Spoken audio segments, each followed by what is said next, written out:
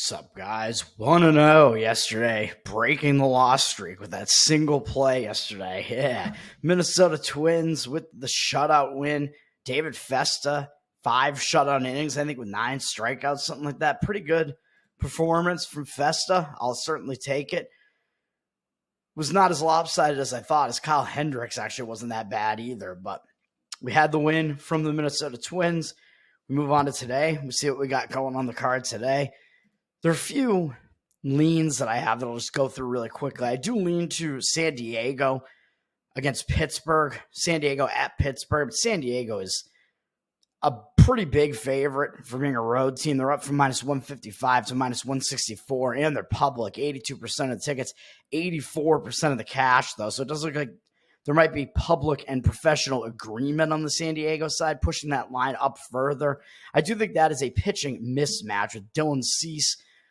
I mean, he has not ceased to be outstanding this season, really, with an ERA in the threes and a sub-1 whip now. And he came off of that no-hitter and still didn't pitch too badly against the Dodgers, although he did walk 3 guys in that game, but he held them to 1 run in 5 2/3. That was actually kind of a bad performance by Cease's standards. I lost on that game, of course, as the bullpen really came in and just completely blew it for San Diego, and San Diego didn't score anything basically behind, the Dodgers didn't score anything behind whoever their starter was. I think it was Clayton Kershaw. The Dodgers didn't score anything for him in that game. But Dylan Cease, he's been really good. He's got good stats against Pittsburgh as well. And Pittsburgh's got Bailey Falter pitching, even though he has pretty decent looking numbers, ERA and whip wise this season. His stats are actually not good against San Diego in his career.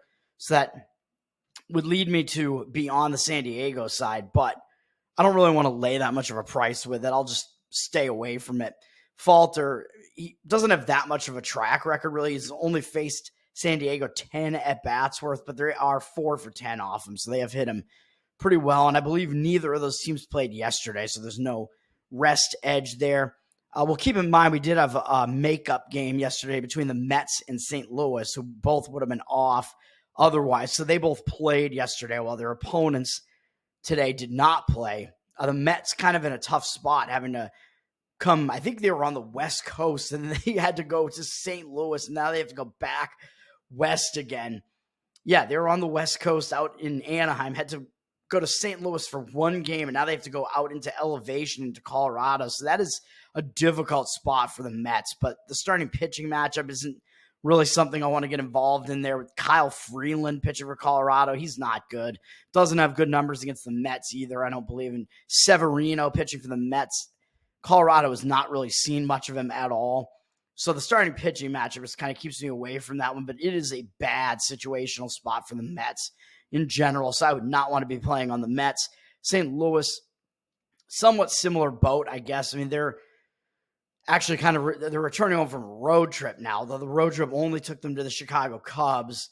And then, they came home actually for that single game yesterday at home against the Mets. So now they're just staying at home. They're up against Tampa Bay. Tampa didn't play yesterday. St. Louis did. So maybe a little bit of a rest edge for Tampa there as well. Jeffrey Springs pitching for Tampa. I don't know what you expect to get out of him. I mean, I think he's kind of a converted reliever. He's not very good. Don't really see him going that deep into these games up against Sonny Gray. So that is a starting pitching mismatch on the side of St. Louis, but they're at the rest disadvantage because they played yesterday. So also not something I want to really get involved in. St. Louis has the starting pitching edge, but the situational edge goes the other way. The rest edge goes to Tampa Bay. So I don't really want to get involved in that either. I was looking at potentially an under in Cincinnati and Miami, and it does look like there is a pretty big pros versus Joes discrepancy on this one, with 76% of the tickets on the over, but 78% of the cash on the under. Interesting to see there. Kind of surprised that many recreational bettors would come in on an over here, although it is Cincinnati. Cincinnati's been scoring, and they scored a lot yesterday against Miami, but I expect this to be a much lower scoring game. Line has moved from an opener 8.5 juiced pretty heavily to the under, down to 7.5 juiced to the over. So that's only a really slight move down so far. But I do think there is some money coming in on the under in that one. I agree with the under, but maybe not enough to actually play it. Max Meyer is pitching for Miami, and I've talked about him on the show before. He's a pretty good young rookie pitcher, I believe. And he's got pretty good stats so far. Or no, he's not a rookie. He had 2 starts last year. My mistake. Excuse me.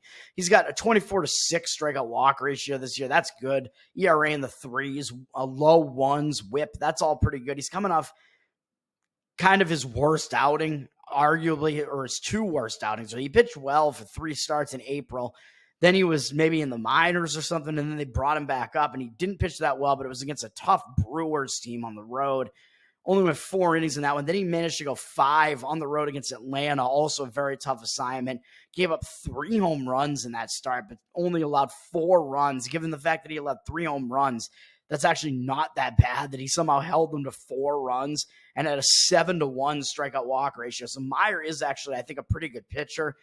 And Cincinnati's hitters have never seen him before. So I think Meyer has a bit of an edge there. Cincinnati's going to have to figure him out, adjust to him. One of the things I always talk about on the show. On the other side, Nick Lodolo is pitching for Cincinnati. He's been really good this year, too, with an ERA now south of 4. It's in the 3s. 1.15 whip. He's been pitching pretty well as well. And he's coming off a really bad outing, probably his worst of the year, giving up 8 runs to the Chicago Cubs on 11 hits. But he still had a 6.0 strikeout walk ratio in that game. So he just got lit up hit-wise. And he struggled a bit in the month of July. But I think maybe after a bad start like that, he may be in a bounce-back spot here. But my problem with this one, taking the under here, is that he just faced Miami back on July 14th and actually didn't do well in that game. It walked 4 guys and gave up 3 hits. Somehow held them to only 2 runs because their offense sucks so bad in 4 2/3. But I don't know if I could trust Lodolo having just faced Miami and not actually having good stats against Miami, mostly because of that one start there. But he's been pitching pretty well this season, but he's started to fall off recently, so I don't know if I quite trust him there. I do still agree with the under, but the Lodolo situation, the fact that he just faced Miami, so they're familiar with him, and he hasn't been pitching well recently, kind of keeps me away from that one a little bit. I was leaning to the under there, and then I was also looking at potentially an under in Anaheim and the New York Yankees. That one's dropped from 9 juice to the over to a straight 9. You could take under 9 on that one. Tickets, 56% of the tickets on the over, but 71% of the cash on the under. So, I mean, the public is going to come in to some degree on overs in Yankees games for the most part because the Yankees score, obviously. But it looks like they're being held in check by the fact that Anaheim's offense is terrible. But I think the starting pitching matchup could be conducive to more of a low-scoring game in that one with Davis Daniel pitching for the Angels. I don't think he's exactly good. He's got an ERA in the high 4s, but his whip is pretty low, 1.18. He's in his second season, even though he's 27. So that kind of tells you he's not really that great of a prospect. He made 3 relief appearances last year and had a really low ERA in the 2s, but his whip was really high because he walked 9 guys in 12 1/3. He was way too wild. But this season, that hasn't been the case. In 4 starts, he's got a 19-2 strikeout walk ratio and 22 innings pitched. So his strikeout walk ratio is really good, but he's allowed too many hits, 24 hits, and too many runs. So he's been too hittable, even though he's gotten the control issues under wraps. He hasn't been pitching too poorly, but they have lost the last 3 games that he's pitched, and he did kind of get lit up against Oakland, which is not good because they suck offensively, and against Texas, he didn't do well, but Texas is pretty good offensively. So my problem here is I don't know if I could totally trust Daniel. He's shown some glimpses of not being that bad, but I don't think he's actually like a really good prospect or anything like that, coming into the league at an older age and having some stats that don't exactly look that good. But the Yankees have never faced him before, so they might have to adjust and kind of figure him out. But he also isn't that great a pitcher. And then on the other side, Heel has been pitching pretty well this season. ERA in the 3s, a 1.1 whip. Not bad, even though he started struggling a bit more. Had a pretty ugly month of June, but turned it around in July again and pitched pretty well in July again. And Anaheim has faced him before, but kind of limited. They faced him once earlier this year, and he completely dominated them, actually, back in May.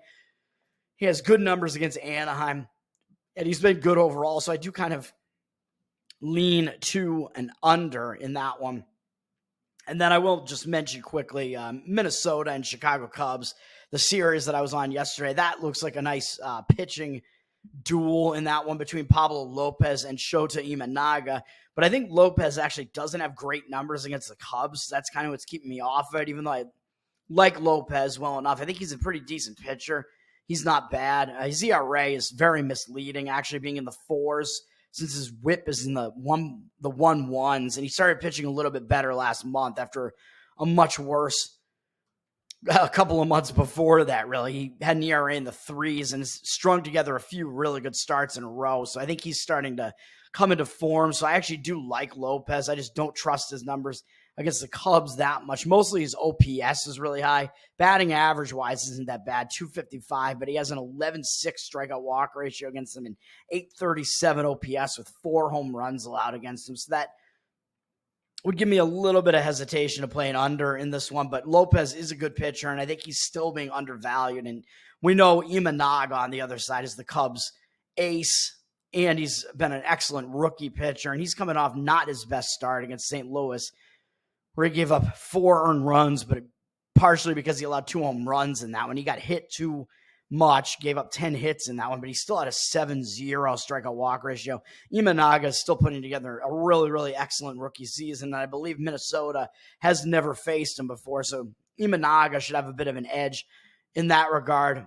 So I slightly would lean to the Cubs on the side in that one, but I like the under, but you're having to play under 6.5 in that one, and I think it's kind of juiced to the under, so that's kind of a tough ask there, not even getting the 7 there. It is a good pitching matchup. So the total is that low for a reason, but not something I really want to get involved in. What I am doing is actually coming in and playing an over for my only play today, which is Baltimore-Toronto, even though neither team played yesterday. So the bullpens are rested, but I'm not impressed by either one of these bullpens. So I don't really think it's going to matter that much. I still think this looks like an over type of game, especially based on the starting pitching matchup and the fact that these are both good offenses. And we're getting kind of a low total, to be honest, on this one at 8.5. And it's actually dropped a little bit to 8.5 juice to the under. Really strange. I see 87% of the tickets on the over and 98% of the cash on the over. So does it worry me that the public is coming in on the over? Yeah, but I don't think that's ever not going to be the case in a Baltimore-Toronto game where Toronto at least doesn't really have good pitching, and their starting pitcher today has a pretty bad ERA. Both teams, everybody knows both of these teams have good offenses. So I think that the public is only going to come in on an over here, but it does look like somewhere the cash is coming in on the over as well. So it at least looks like there's some agreement there on the over. Toronto is returning home from a road trip, but it only took them to Baltimore, New York. So it wasn't that long of a road trip. So that could affect their hitting a little bit potentially, but I think it'll be fine for an over here based on the starting pitching matchup. I do like the over in this one. Baltimore is continuing a road trip. Has some momentum coming off 2 wins against Cleveland. And like I said, Baltimore faced Toronto in the series before. That factors into this handicap as well with the starting pitching matchup here. Grayson Rodriguez is pitching for Baltimore, even though he does have good numbers on the surface, 3.86 ERA. 1.24 whip is like a little bit high, I would say. But he just faced Toronto in his most recent start, and he did walk 3 guys in that game. But he struck out 8. He had an okay performance in that one. He gave up 4 runs, 3 earned in 6 innings. Not the greatest performance. 3 earned runs allowed, 1 home run. Again, he walked 3 guys, so he put 9 men on base in 6 innings, which isn't exactly great. And he's faced Toronto multiple times this season, even though he's done actually pretty well against them in those couple. Well, he did better against them in that first start than in the start I just mentioned, but he did okay in both of them, really okay enough. But his stats against Toronto in his career are actually not good, even though this season he's actually been a little bit better against them. We have a lot of familiarity, and Toronto just faced him. So I think that's an edge to the hitters, man. When you're facing a guy that you just faced, you're used to him, you just got prepared to face him, and you're facing him again now. That's going to be the case with both of these starting pitchers in this one. So that's why I like the over here. And they both have bad numbers against these offenses. Toronto versus Rodriguez, lifetime 19 for 61 with 4 doubles, a triple, 4 home runs, 10 RBIs, 15-5 strikeout walk ratio, 311 batting average, and 970 OPS. And that includes those 2 starts I just mentioned this year where one was good and one was mediocre. So even including those, Rodriguez's stats have not been good against these Toronto hitters. On the other side, Chris Bassett is pitching. He's got a 4.02 ERA for Toronto, which doesn't look that bad, especially for a 35-year-old pitcher. He's been around for a while. He's got a decent ERA this year, really 4.02, but his whip is pretty bad, 1.45. He has not been good. He's got a 7.01 ERA in the month of July, or that's what he had in the month of July. That's not good either. He was getting knocked around, 34 hits in 25 and 2/3 innings pitched, 24-11 strikeout walk ratio. So the strikeout number was decent, but he was getting really knocked around. He allowed at least 3 earned runs in every single start. He allowed 4 or more in 3 of the 5 in the month of July. So he was getting knocked around. On the entire season, he has a 115-48 strikeout walk ratio and 130 hits allowed and 123 innings pitched. So he has been going deep into some games, but he's allowed too many hits, well over 1 per inning. The number of walks is too high as well. The number of strikeouts isn't terrible. It's a little bit low, but the strikeout walk ratio is pretty bad. That, like I said, that whip is pretty bad. He's been putting way too many men on base, really, through the walk and through a line, too many hits. He's just not a great pitcher. I think he's worse than his ERA indicates. And then up against Baltimore, not good. We have a big sample size here, and Baltimore has really been able to hit him. They're 28 for 70 off him, 5 doubles, 4 home runs, 15 RBIs. He doesn't have a 14-5 strikeout walk ratio against them, 400 batting average of 1,083 OPS. So both of these starters don't have good numbers against these opposing hitters, and Bassett just faced Baltimore in that same series, and he didn't do well. He gave up 5 earned runs and 9 hits in a 4-inning performance. Not a good performance from Bassett. That was his most recent outing. 3 strikeouts, 1 walk. Not good. I believe that was the only time he faced Baltimore this season. But we have a situation here where the hitters hit both of these starting pitchers really well. The opposing lineups hit both of these starting pitchers really well, and they both just saw these opposing starting pitchers in their most recent outing. So I think we have a lot of advantages going to these hitters here, man. They hit these pitchers well anyway.